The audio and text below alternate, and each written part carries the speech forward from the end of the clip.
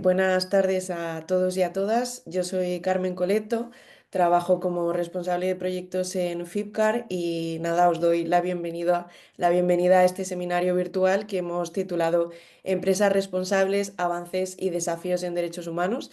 Muchas gracias a todos por acompañarnos hoy y es un placer contar con vuestra presencia en este espacio que hemos creado pues para el diálogo, para la reflexión y para poder aprender más sobre este ámbito.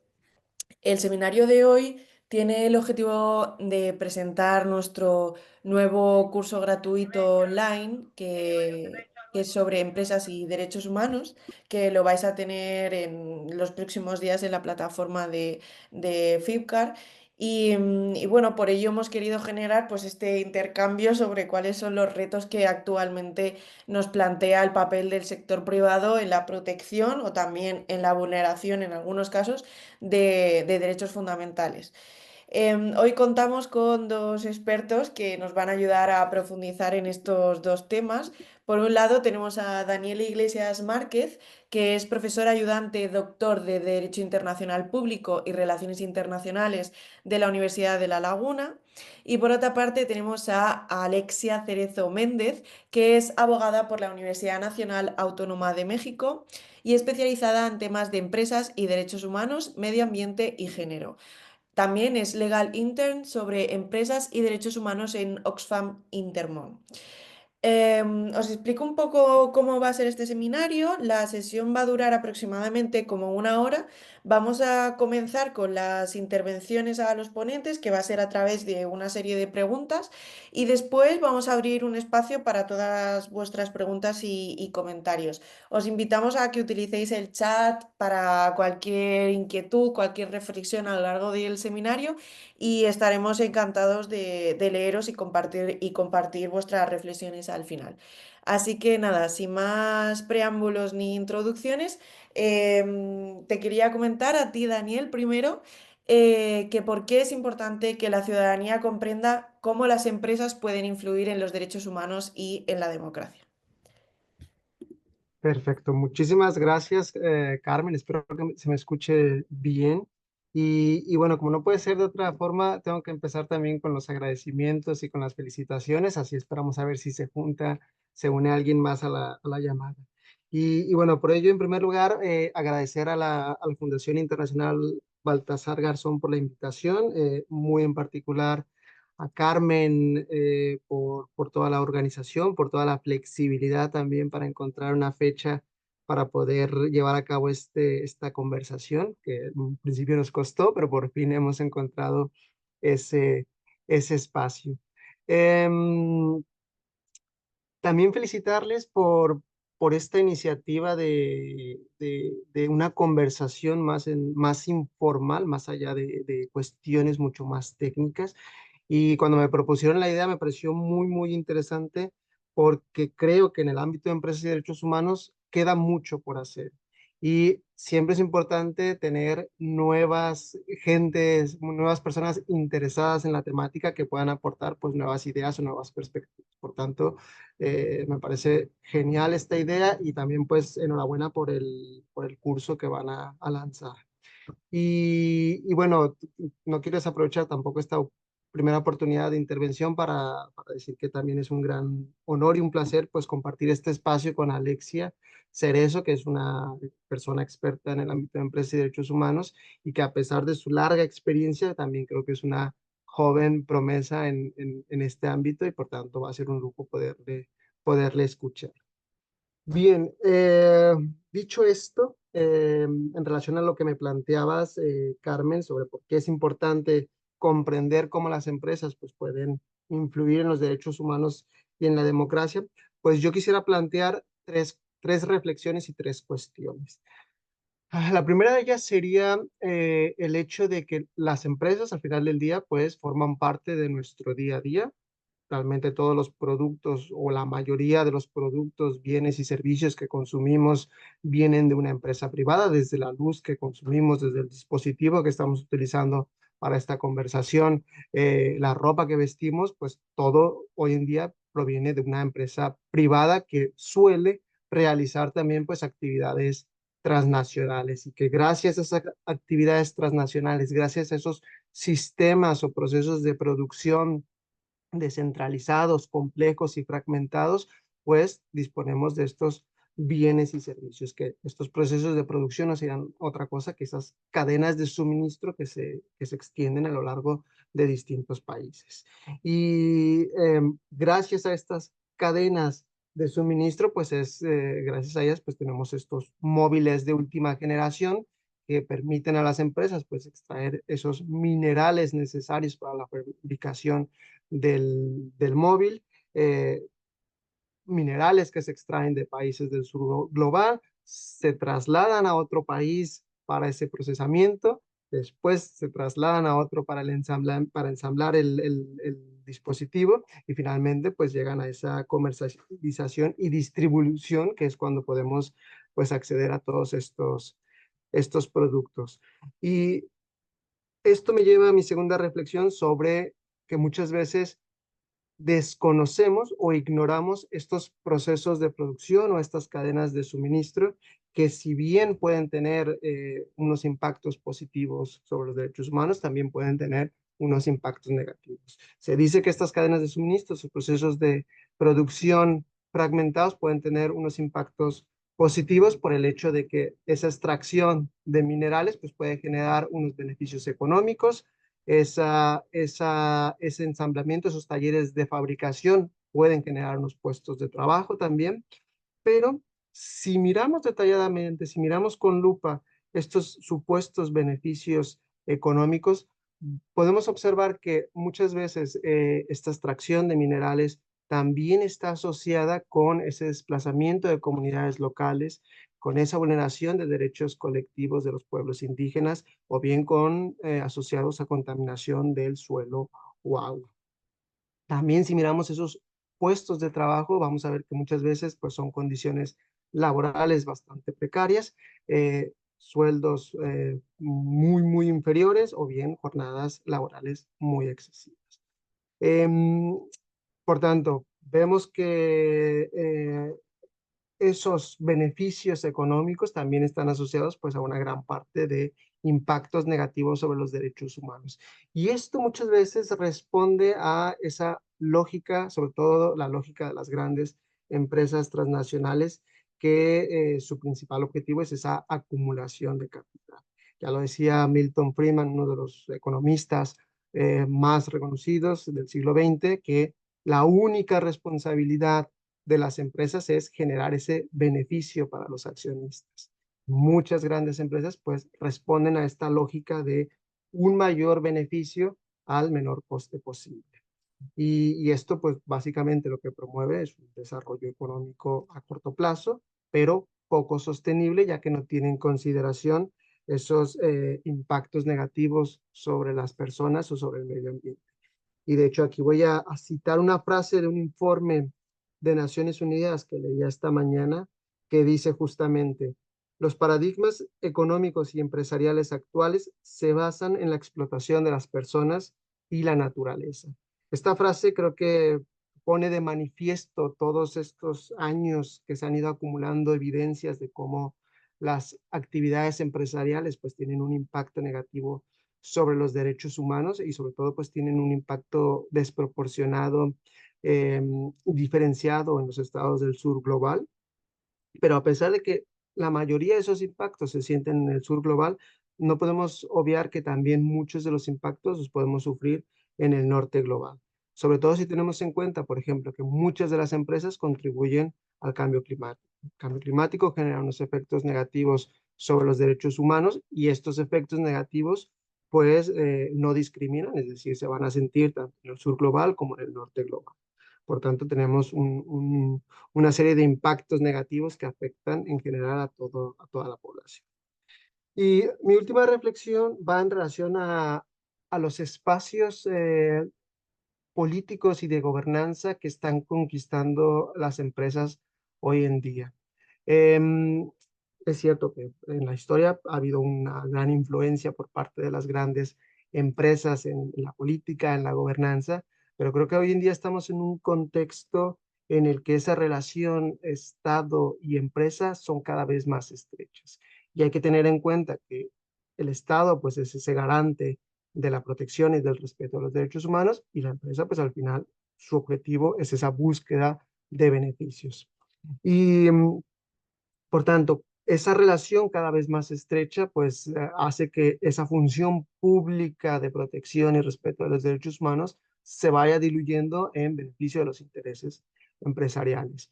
Y aquí, bueno, les pongo un contexto muy específico y que podemos reflexionar sobre esto.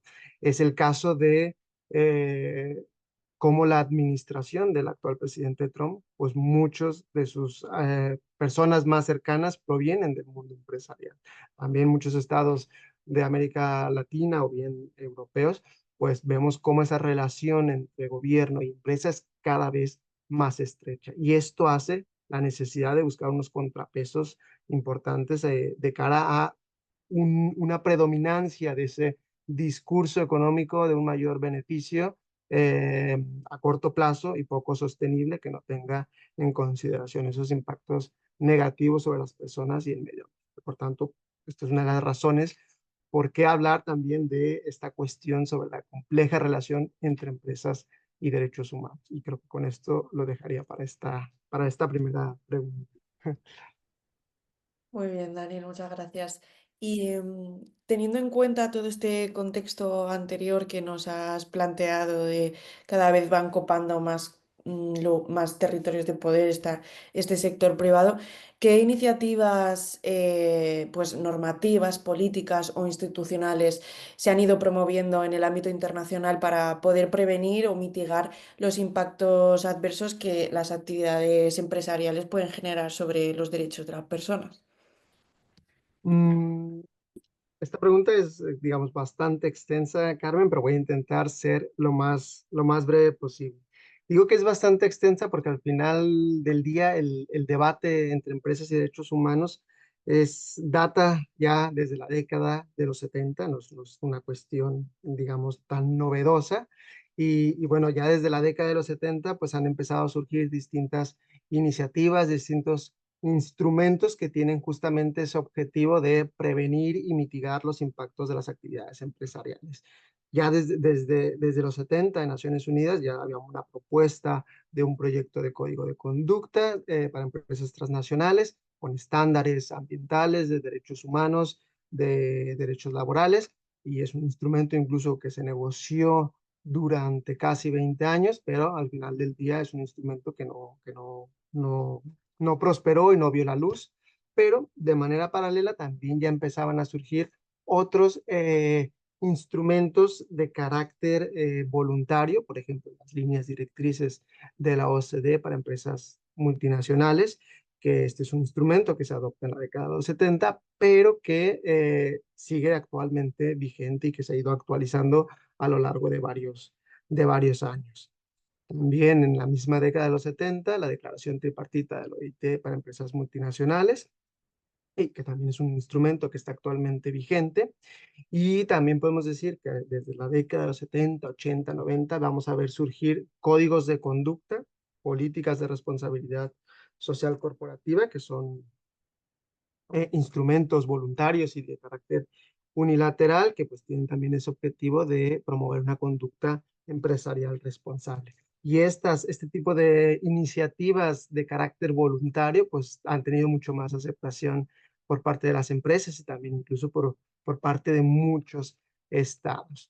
La otra cara de la moneda de estas iniciativas voluntarias es que, bueno, tienen un alcance limitado y se sigue acumulando esas evidencias de que las empresas, muchas empresas siguen generando impactos negativos sobre los derechos humanos. Y esto sigue planteando la necesidad de buscar, pues, instrumentos vinculantes, instrumentos con obligaciones dirigidas a las empresas y también Naciones Unidas se han intentado adoptar, ha habido otros proyectos de instrumentos vinculantes que no han prosperado, sobre todo han prosperado más las iniciativas eh, voluntarias. Pero sí me gustaría hacer referencia a, digamos, dos iniciativas que están actualmente vigentes, una, digamos, ya está en vigor y otra está en proceso de elaboración, y una de ellas, pues, ha sido un punto de inflexión en el tema de empresas y derechos humanos, que serían básicamente los principios rectores de las Naciones Unidas sobre empresas y derechos humanos. Este es un instrumento que es el resultado de una consulta llevada a cabo, un proceso de consulta llevado a cabo por el representante especial para la cuestión de derechos humanos y empresas transnacionales, que consulta a empresas, estados, personas afectadas, organizaciones de la sociedad civil, y como resultado, pues genera estos principios rectores, que es un documento de 31 principios que se encuadran en tres pilares. El primer pilar sobre la obligación del Estado de proteger los derechos humanos frente a las actividades empresariales. El segundo pilar sobre la responsabilidad de las empresas de respetar los derechos humanos. Y el tercer pilar sobre la reparación en caso de abusos cometidos en el contexto de las actividades empresariales. Lo interesante de este instrumento, que como digo, marca un antes y un después, es que, bueno, es un instrumento no vinculante, no crea en sí nuevas obligaciones, sobre todo para las empresas, pero sí que reafirma las obligaciones de los estados. Y bueno, a partir de este instrumento, pues empiezan a verse distintas iniciativas que se alinean mucho a estos principios rectores, políticas públicas, legislaciones y también otras iniciativas a nivel internacional. Y con esto termino, que sería también una iniciativa que surge también como contrapropuesta a los principios rectores, sería esa propuesta de un tratado sobre empresas y derechos humanos, que desde 2014 se adopta una resolución en la que se establece un grupo de trabajo intergubernamental con el mandato de elaborar este instrumento. Son 10 años de negociaciones ya, el año pasado se cumplió el 10º aniversario, y bueno, es una iniciativa que está en proceso, pero que va a ser, si se llega a adoptar, va a ser una iniciativa pues bastante interesante. Por tanto, tenemos bastantes iniciativas, tanto a nivel internacional como a nivel interno, bueno, nos daría para muchas sesiones poderlas explicar todas. Sí, desde luego, la verdad. Además, llevamos décadas de trabajo Exacto. sobre esto. Entonces, bueno, pues dado que llevamos y existen tantas iniciativas a nivel internacional sobre todo esto, parece que es muy importante el papel que las empresas juegan en el desarrollo de la sociedad y de la democracia y en la construcción de un entorno, pues, donde se respeten los derechos humanos. Entonces, Daniel, ¿cuál podría ser el papel que juegan estas empresas y por qué toda la comunidad internacional está pues tan implicada con ello? Mm, Aquí voy a retomar el tema de los principios rectores de las Naciones Unidas sobre empresas y derechos humanos, porque como decía, estos principios no solo vienen a confirmar de que efectivamente los estados son los principales garantes de respetar y proteger los derechos humanos, sino que también van a reconocer y aclarar que eh, hay otros actores como las empresas que van a tener también un papel importante en generar ese entorno de respeto de los derechos humanos. Y los principios rectores en su segundo pilar que mencionaba, pues configuran ese concepto de responsabilidad empresarial de respetar los derechos humanos. Y aquí, bueno, ¿en qué consiste esa responsabilidad de respetar los derechos humanos? Básicamente, va más allá de ese altruismo de las empresas e implica que pues deban abstenerse de infringir los derechos humanos. Y en caso de que, bueno, a partir de sus actividades se afecte, se disfrute de los derechos humanos, pues las empresas deberían hacer frente a esas consecuencias negativas. Lo importante también de esta responsabilidad empresarial de respetar los derechos humanos es que es independiente también de las obligaciones de los estados. Es decir, si una empresa, un estado no tiene esa capacidad o esa voluntad de cumplir con sus obligaciones, pues las empresas tendrán esa responsabilidad, perdón, independiente a las obligaciones de los estados. Em, ¿Qué empresas deberían respetar o cumplir con esta responsabilidad de respetar los derechos humanos? Pues en principio todas las empresas, independientemente el tamaño, independientemente del sector en el que operan, independientemente de su naturaleza privada o pública, todas deberían contribuir a ese respeto de los derechos humanos. También nos dicen los principios rectores que pues deben respetar en principio como mínimo todos los derechos reconocidos en la Carta Internacional de los Derechos Humanos, es decir, los reconocidos en la Declaración Universal de Derechos Humanos, en el Pacto Internacional de Derechos Humanos o en el Pacto Internacional de Derechos Económicos, Sociales y Culturales. Y aquí ya para ir finalizando con esta cuestión que me planteas, Carmen, la cuestión sería cómo materializar esa responsabilidad de respetar los derechos humanos y cómo contribuir a ese entorno de respeto de los derechos humanos. Los principios rectores, pues aquí plantean que las empresas deben adoptar un compromiso político, es decir, una declaración política de respeto de los derechos humanos al más alto nivel de la dirección. Y una vez adoptado ese compromiso, pues deben llevar a cabo unos procesos de diligencia debida en materia de derechos humanos y medio ambiente. Los procesos de diligencia debida básicamente son procesos continuos y permanentes de gestión de impactos y riesgos. Y para ello, bueno, las empresas en primer lugar deberían llevar a cabo esa identificación y evaluación de riesgos e impactos tanto al interior como al exterior de la empresa y no solamente los impactos y riesgos de sus actividades, sino que también esos impactos que pueden causar sus relaciones comerciales. Un segundo paso sería a partir de esa evaluación e identificación de riesgos e impactos, pues se deberían adoptar unas medidas específicas para prevenir y mitigar esos impactos. En tercer lugar, un seguimiento de esas medidas para asegurarnos pues, que efectivamente tienen unos resultados efectivos esas medidas de mitigación y de prevención. En caso de que no se estén obteniendo esos resultados efectivos, pues habría que dar un paso atrás y buscar nuevas medidas para prevenir y mitigar. Un siguiente paso sería comunicar al exterior de esas medidas, de esos impactos, de esos resultados que están teniendo esas medidas.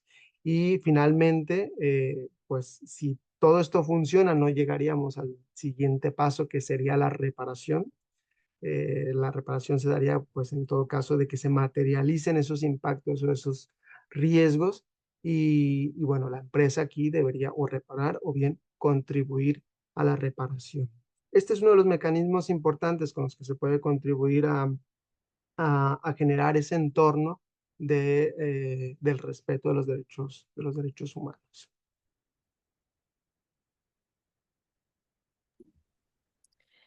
¿Y qué desafíos enfrenta Europa para garantizar que las empresas respeten efectivamente los derechos humanos dentro de sus fronteras y en sus cadenas de suministro? En el caso de las empresas europeas, bueno, hay que tener en cuenta que las empresas europeas, bueno, juegan un papel importante no solamente en la economía europea, sino que también a nivel internacional y muchas de las grandes empresas internacionales pues tienen su sede en algún país europeo. Y no solamente las empresas europeas pues tienen una gran relevancia a nivel internacional, sino que también muchas de ellas pues están implicadas en impactos negativos sobre los derechos humanos en sus cadenas de suministro o bien con sus relaciones comerciales. Y aquí el principal desafío que yo identifico para asegurar ese respeto de los derechos humanos en el contexto empresarial en Europa es que creo que hay un doble discurso que no llega a casar de manera adecuada. Es decir, por un lado, es cierto que los países europeos e incluso la Unión Europea tienen un discurso y un compromiso de asegurar ese respeto de los derechos humanos en el contexto de las actividades empresariales. De hecho, ha habido varias iniciativas innovadoras y que son referentes a nivel mundial en Europa, pero por otra parte tienen ese discurso de mayor competitividad de sus empresas y también pues una protección de sus empresas y sobre todo en el contexto geopolítico actual, pues esa competitividad y esa protección de las empresas se vuelve cada vez más relevante para Europa o para la Unión Europea. Y, y estos dos discursos no casan o llegan a chocar entre sí, y esto hace que todos los compromisos, todas las iniciativas que se adoptan por parte de los estados o por parte de la Unión Europea, pues tengan un alcance limitado. Y esto creo que se ve en la práctica. Sobre todo en Europa, creo que ha habido avances importantes en materia de empresas y derechos humanos, sobre todo un punto de inflexión fue también el caso de Rana Plaza, que no sé si lo conozcan, ese caso en el que se derriba ese edificio que tiene talleres textiles y que estos talleres textiles pues suministraban a muchas empresas europeas. Este caso pues creo que marcó un punto de inflexión importante porque a partir de ahí se ve una reacción por parte de los estados europeos, por parte de la Unión Europea. Vamos a ver cómo comienzan a adoptarse esos planes nacionales de acción sobre empresas y derechos humanos, que son instrumentos de política pública que marcan, digamos, una hoja de ruta, una hoja de acción por parte de los estados. Algunos estados empiezan a adoptar esas leyes de diligencia de vida, comenzando por Francia, y años más tarde Alemania, Noruega y otros países también comienzan a plantearse la posibilidad de adoptar leyes de diligencia de vida.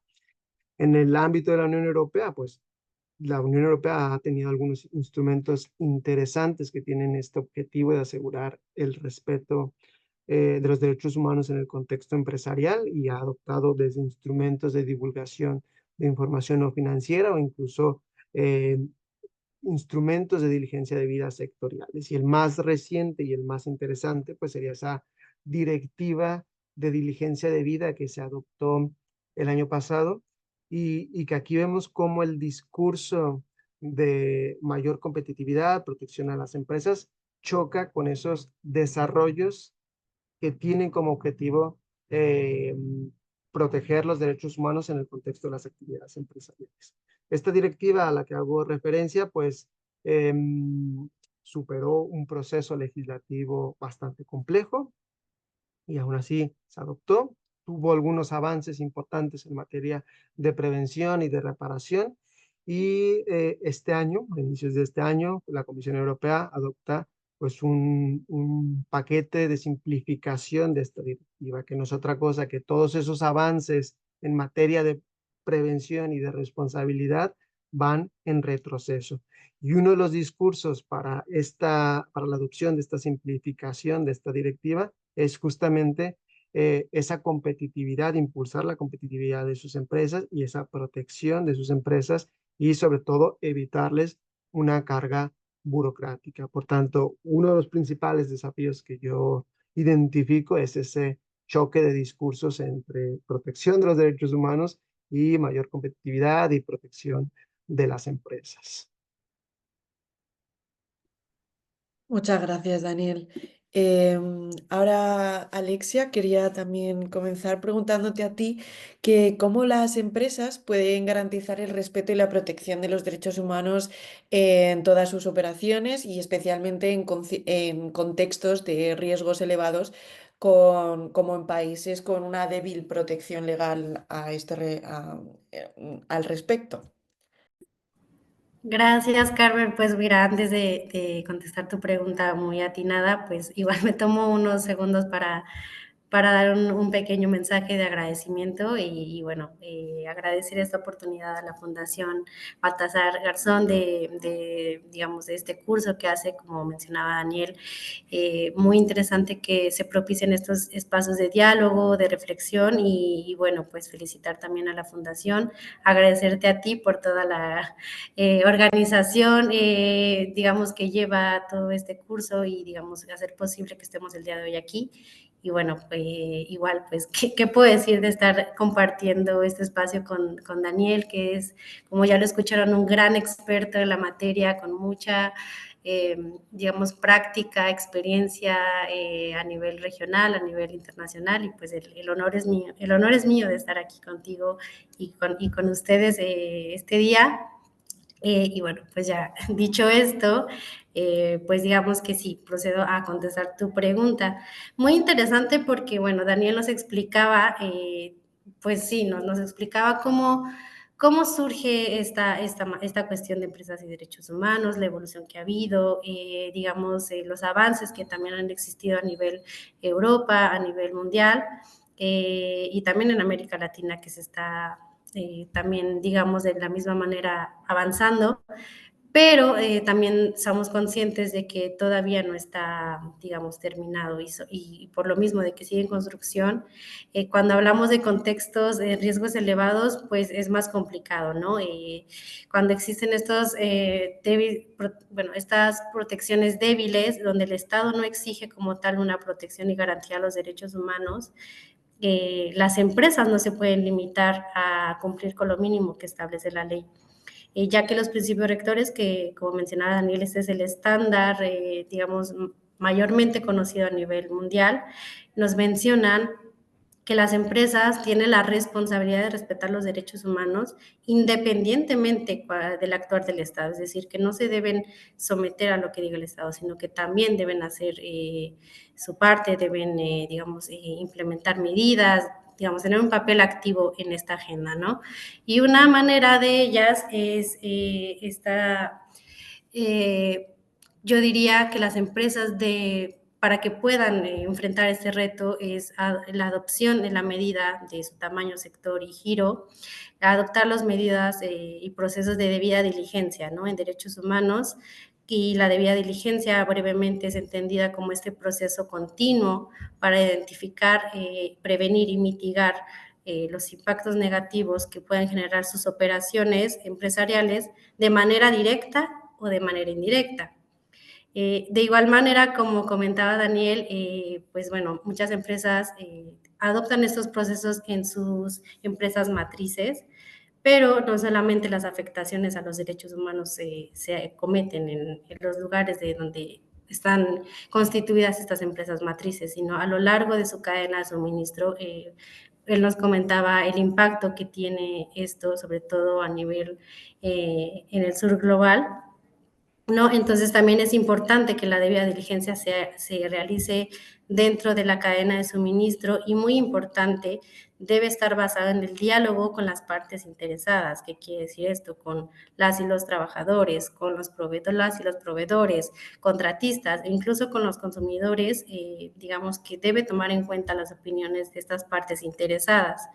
Y un ejemplo que me gustaría mencionar aquí, digamos, cuando no existe esta regulación, en México se adoptó un mecanismo de reclamación del sector automotriz empresarial, que esto deriva de la ley alemana de cadena de suministro, es decir, en Alemania existe esta ley, pero obliga a sus empresas proveedoras que cuenten con procesos de debida diligencia y que cuenten con mecanismos. Entonces, México es uno de los principales países que provee el suministro para la elaboración de automóviles.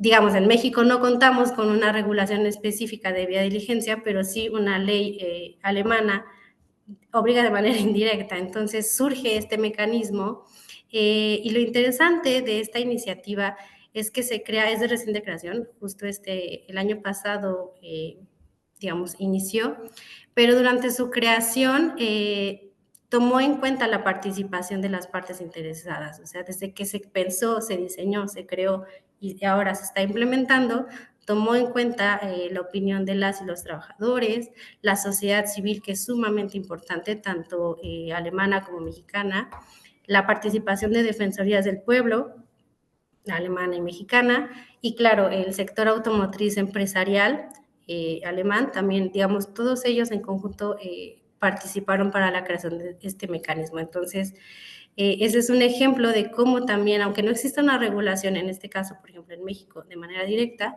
existe la voluntad de las empresas también de crear mecanismos nuevos para poder cumplir con esa responsabilidad. Y por último, para terminar esta pregunta, no solamente basta que cuenten las empresas con políticas internas, sino también deben usar su influencia que tienen esas grandes empresas, sobre todo, de forma responsable. ¿Qué quiere decir esto?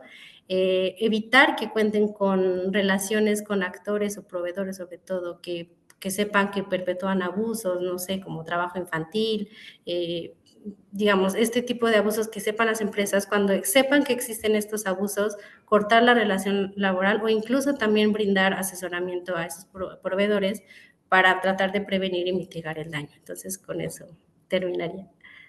Gracias, Alexia. Bueno, dado que conocemos que las vulneraciones de los derechos humanos en el contexto empresarial, en todas sus cadenas de suministro, pues es evidente, ¿no? También hay ejemplos concretos de buenas prácticas de ciertas empresas que han integrado estos derechos humanos en sus modelos de negocio. Entonces, ¿qué lecciones hemos aprendido de ello y cuáles son algunos de estos ejemplos de las empresas que han integrado el enfoque en derechos humanos? Gracias, Carmen. Pues sí, justamente en esta línea no todo es negativo, sino también ha habido empresas que han realizado buenas prácticas y me gustaría resaltar algunas que se han realizado aquí en América Latina, que es como, digamos, como me gustaría resaltar también como la parte de la cadena de suministro, ¿no? Sobre todo el sur global. Ha habido algunas buenas prácticas que se han realizado. Uno de ellos, por ejemplo, es el proyecto Periplo, que es un proyecto que lo realiza la sociedad civil de la mano con empresas. Este proyecto busca construir un sistema de migración laboral más justo, sobre todo en las cadenas de suministro agrícola que hay en México y en México con Estados Unidos. Sabemos que existe una gran población inmigrante en Estados Unidos, sobre todo de mexicanos, y digamos que las condiciones que existen en la cuestión agrícola pues son bastante precarias, ¿no? Entonces, digamos que este proyecto busca proteger los derechos de las personas trabajadoras migrantes. ¿Y esto cómo se hace? Bueno, esto se hace a través del reclutamiento ético. ¿Qué quiere decir? Bueno, ya sabemos que sobre todo en la parte del reclutamiento de personas para realizar actividades agrícolas, se suelen originar demasiados abusos. Por lo tanto, esta iniciativa busca asesorar a proveedores y a las empresas para integrar dentro de sus actividades estándares, digamos, de la mano con la Organización Internacional para la Migración, brindando información clara, cómo son los procesos de contratación y, digamos, fortaleciendo la trazabilidad de las empresas participantes. Otro ejemplo y que deriva de este proyecto de Periplo es que realiza la Fundación Avina con Walmart, México y Centroamérica, digamos que son de los principales supermercados que tienen influencia en México. Busca impulsar el trabajo digno en las cadenas agrícolas. ¿Y cómo hace esto? Mediante 3 ejes de acción, ¿no? El primero es el acompañamiento técnico a proveedores para mejorar sus prácticas laborales. Como mencionaba, pues digamos, normalmente son las empresas matrices que conocen o que llevan estas normativas o políticas de derechos humanos, pero muchas veces los proveedores no saben cómo hacerlo. Entonces, lo que busca este proyecto es no solamente a la empresa matriz, sino a los proveedores dar acompañamiento para mejorar sus prácticas. De igual manera, el segundo eje es la formación a comunidades y actores locales para fortalecer sus capacidades en la exigencia de derechos. Es decir, también se sientan con las y los trabajadores para informar cuáles son los derechos y cuáles son las vías que tienen ellos y ellas para poder denunciar en caso de que exista alguna vulneración. Y por último, la inclusión de criterios sociales en las decisiones de compra, ¿no? Esto es importante, ya que otorga ventajas comerciales a quienes respetan derechos humanos y es lo que mencionaba de la influencia, ¿no? Darle prioridad a aquellos proveedores o socios comerciales que respeten derechos humanos.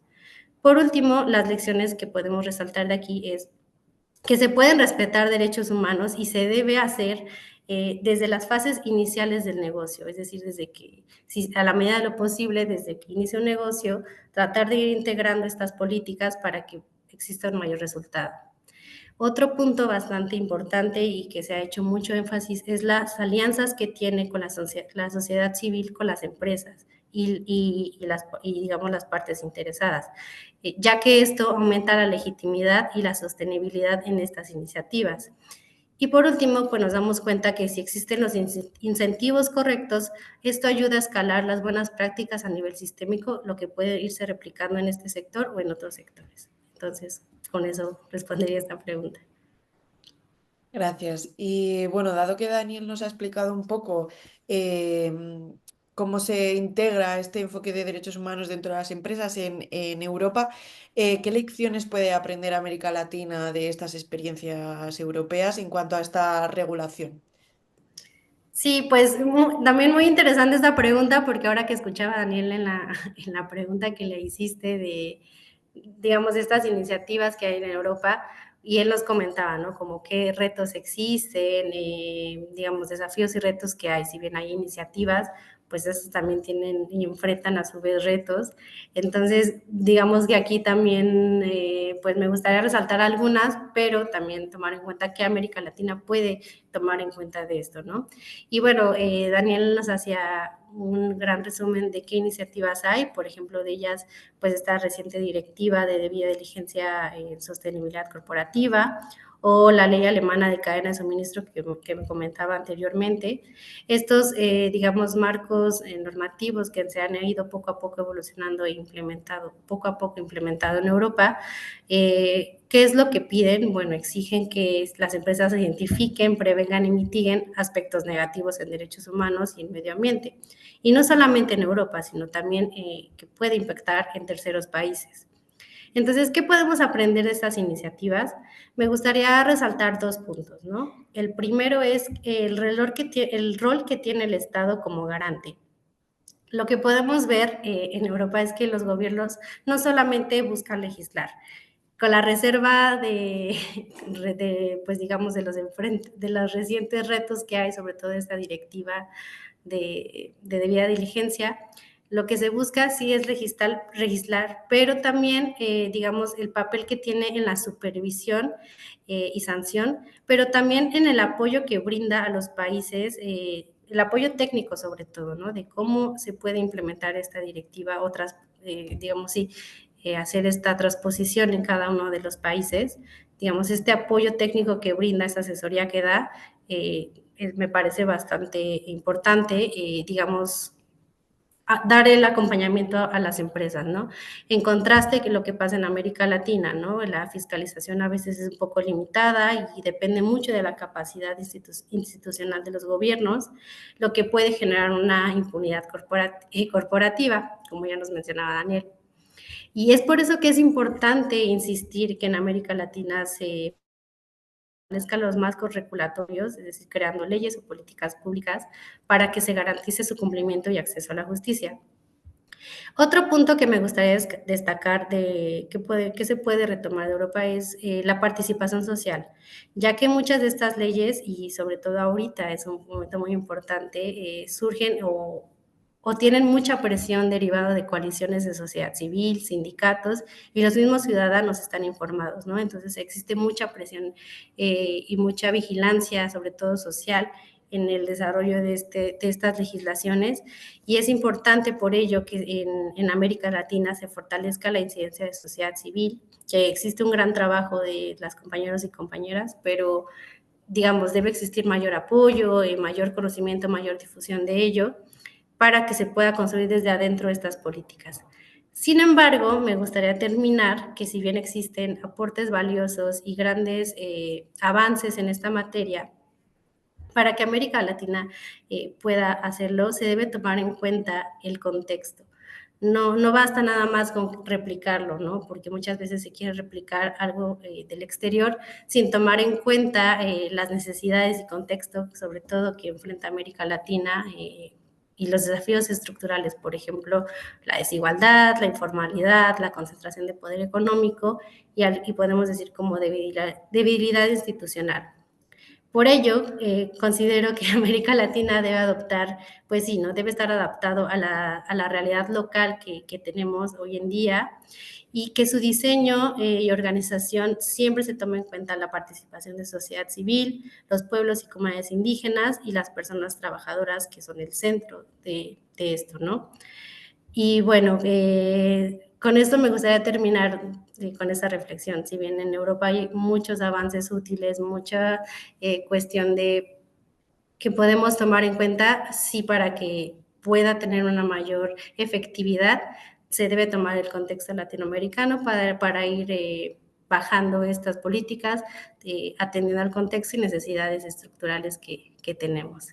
Entonces, pues con eso terminaría. No sé si eh, hay alguna pregunta, así que te doy la palabra. Muchas gracias, Alexia.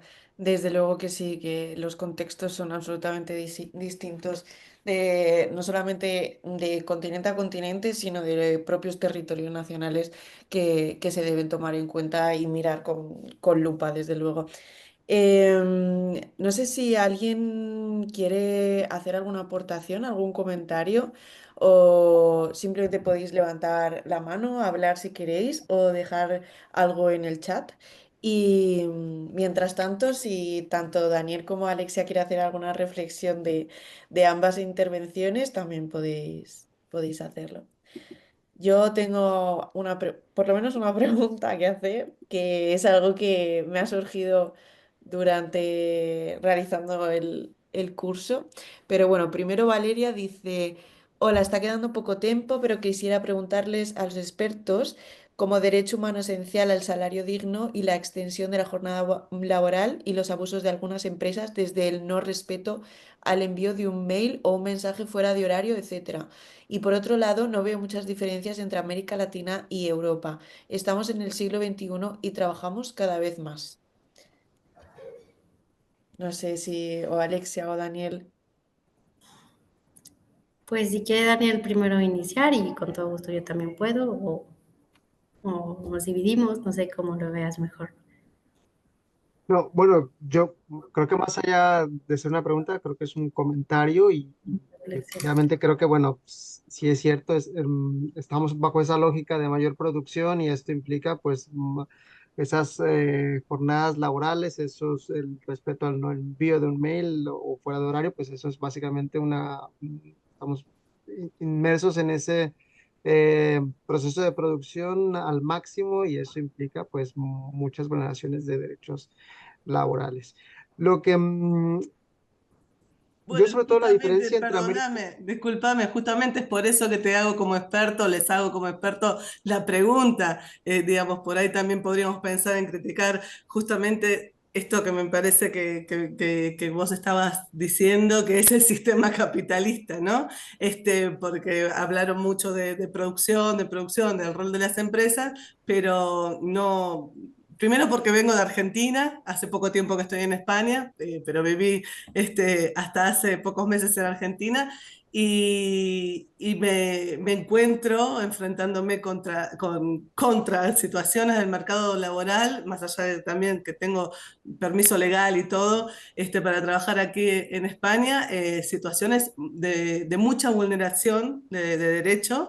Y empezando, por ejemplo, por las plataformas, ¿no? Que, digamos, ustedes hablaron de toda la cadena de derechos, y, por ejemplo, una cadena de derecho es el área de recursos humanos, que yo lo llamo inhumanos.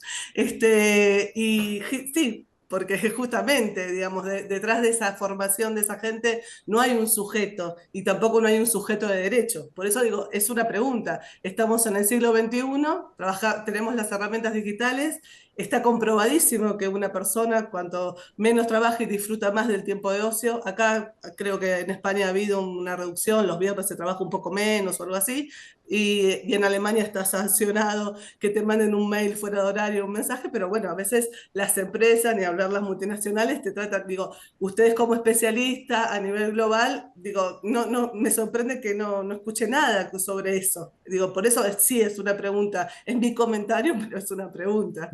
pero creo que va relacionado también con ese discurso de mayor productividad, lo que hablaba también de esa relación entre gobierno y empresas, entre más próxima esa relación, digamos, también reduce esas garantías, esos derechos laborales. Y lo que se busca, pues, es esa producción al máximo para el mayor beneficio al corto plazo.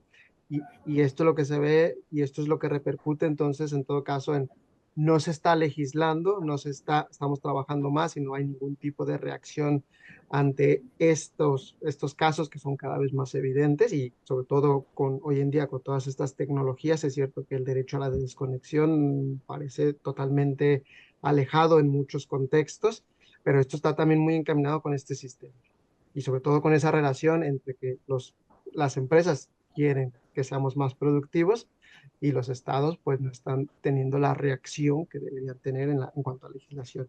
Y yo nada más eh, añadiendo la diferencia entre América y en Europa, es cierto, bueno, yo creo que sí hay dos contextos muy diferentes y también muchos ámbitos de oportunidades, como lo planteaba Alex, a mí creo que serían las mismas palabras que utilizaría porque es cierto, creo que América Latina es un lienzo todavía en blanco en el que pudiéramos tomar esas lecciones aprendidas de Europa y aplicarlas al contexto latinoamericano. Es cierto, hay retos totalmente distintos a los que estamos aquí en Europa, pero creo que estas diferencias de contexto son los que abren nuevos espacios para experimentar e incluso para avanzar como se ha hecho al final, América Latina también tiene un,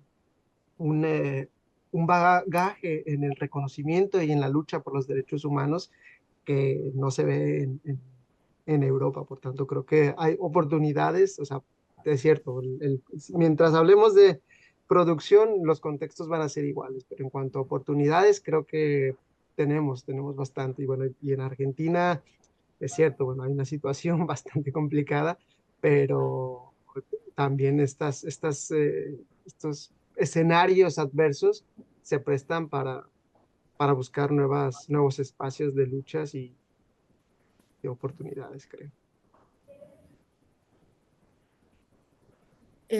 Bueno, yo por mi parte, mientras... Perdona, Carmen, ¿me oyes? Sí, sí, perfecto. Nada, era un poco, perdona que me meta así a lo bruto, a cholón, pero es que no me funciona la mano para pedir permiso. Un poco al hilo de lo que ha reflexionado David, Daniel y Alexia, me surge una cuestión, ¿vale? Que es en este debate que estamos teniendo, estupendo, que felicito a los dos jóvenes expositores, ponentes, sobre empresas y derechos humanos, yo quería meter un tercer elemento, ¿vale? ¿Cómo valoráis vosotros, una cuestión muy, muy corta, pero creo que viene a colación, por eso la traigo a la mesa, esa presencia de la corrupción transnacional como esa herramienta que facilita y perpetúa la vulneración de los derechos fundamentales, ¿no? Y porque he estado leyendo un poco al respecto, para que tengáis una reflexión, no tiene que ser sobre este caso, pero la propuesta es esa, ese tercer elemento, derechos humanos, empresa, corrupción transnacional, el caso Odebrecht, como en el caso de América Latina, un poco al hilo de lo que venía reflexionando Alexia, donde una red sistemática de sobornos permitió a estas empresas acceder a contratos millonarios, cambios de favores políticos, desviación de recursos públicos esenciales, debilitando instituciones democráticas, ¿no? Y la dañosidad social democrática que ha acontecido. Quería el punto de vista que creo que estos dos jóvenes profesionales pueden darnos. Gracias.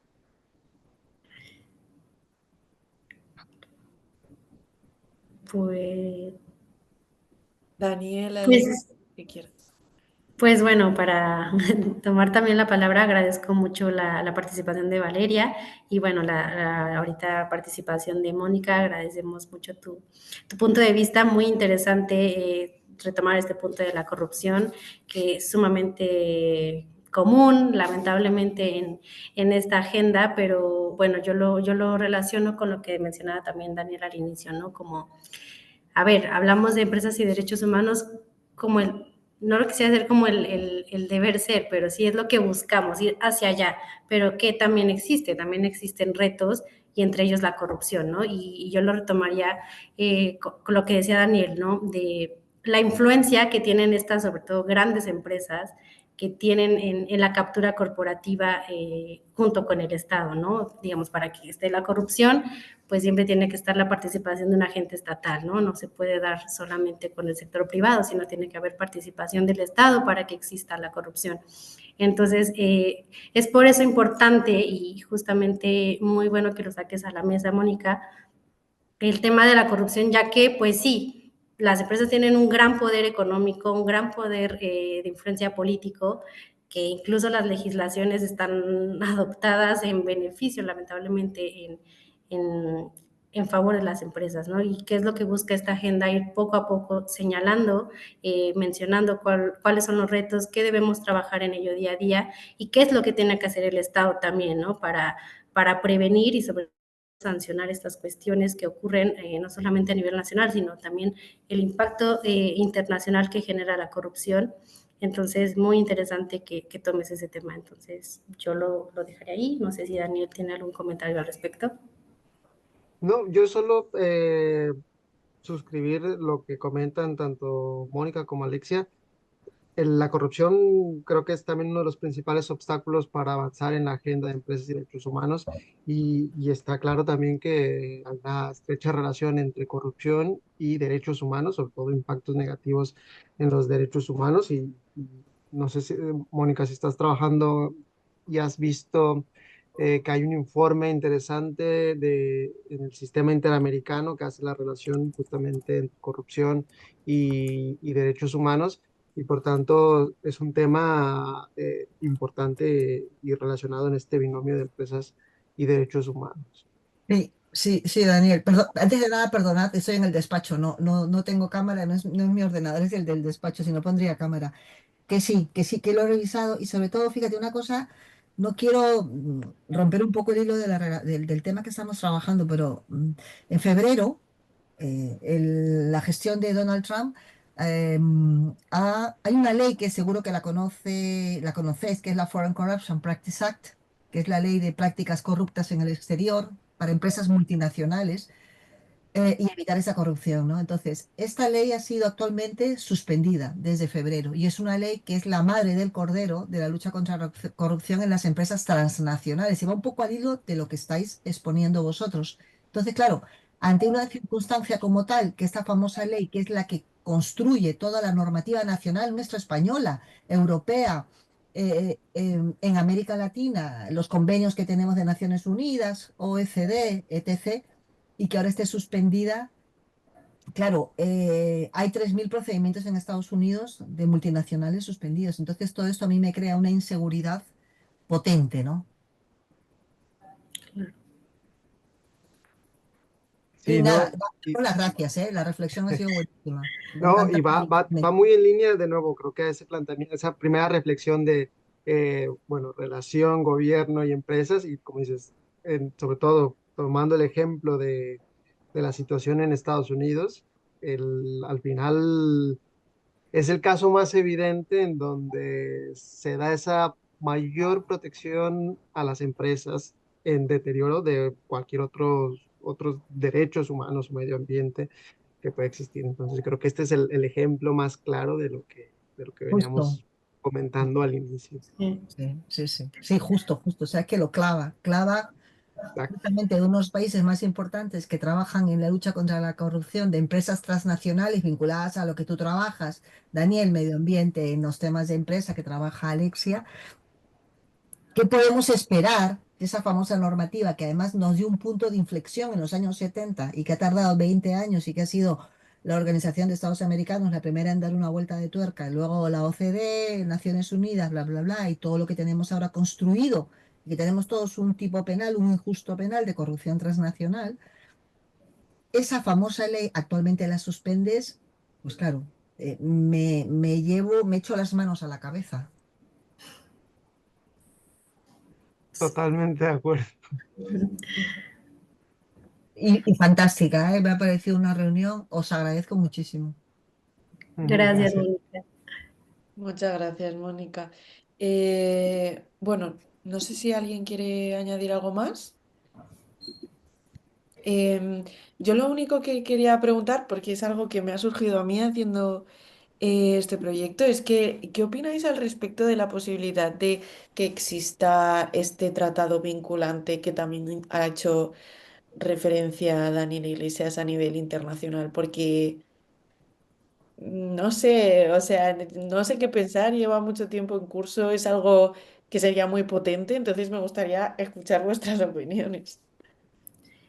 Pues yo creo que el experto del tema del tratado y que ha escrito sobre ello ha sido Daniel. Yo con todo gusto puedo dar mi opinión, pero bueno, digamos, Daniel tiene muy claro como todo este proceso, ¿no? Desde que se ha creado y lo ha seguido con detalle, incluso tiene, me parece, artículos sobre ello, así que yo con gusto doy mi punto, pero creo que también valdría la pena escuchar. Adelante, adelante, Alexia, puedes darlo, de hecho, por favor.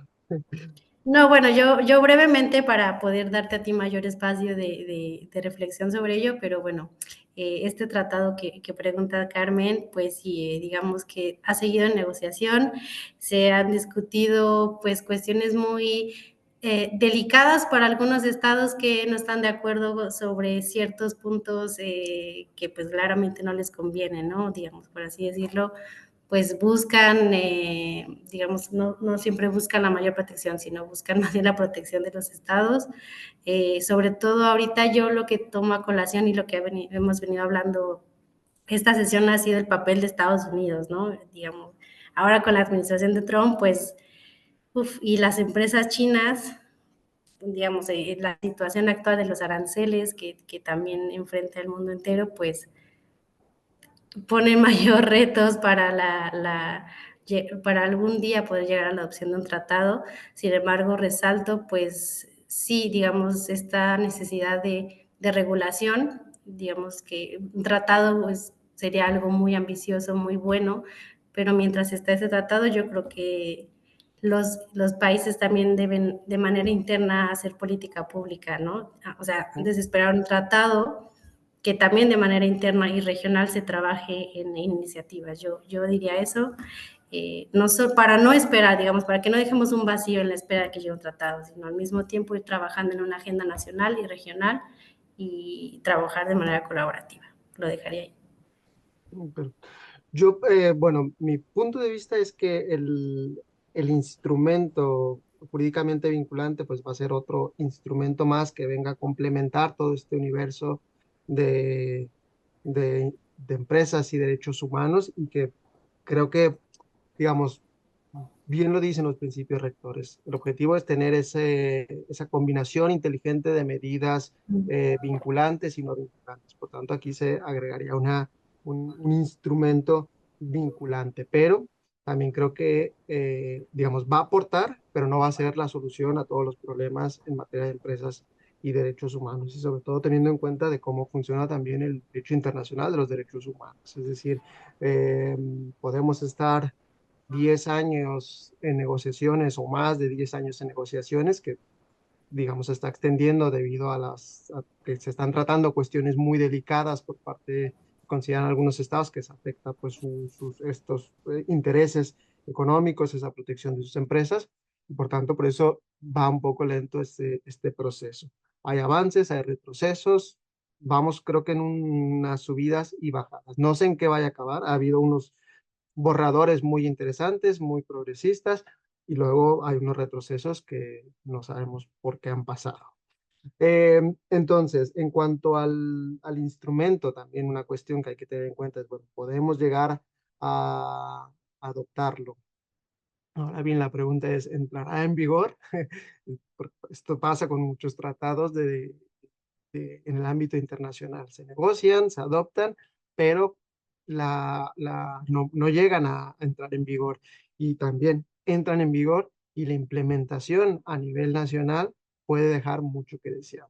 Entonces, por eso digo, es un instrumento que va a aportar, que va incluso a clarificar algunos conceptos, va a impulsar incluso esas políticas públicas que ya se deben impulsar, se impulsar por legislación a nivel internacional, pero no deja de haber, digamos, esas incógnitas de entrará en vigor o cómo se va a implementar el día que entre en vigor. Entonces, por eso digo, no es un instrumento que va a solucionar todos los problemas en torno a esta cuestión, pero aportará, algo aportará pero, o sea, no me atrevo ahora a decir qué tanto va a aportar porque como, repito, hay avances en los proyectos y luego hay retrocesos, no sé en qué vaya a acabar. Sé que ahora empiezan, digamos, una nueva fase de negociaciones. Ahora sí vemos que hay propuestas sustantivas interesantes. los estados empiezan a aportar también opiniones y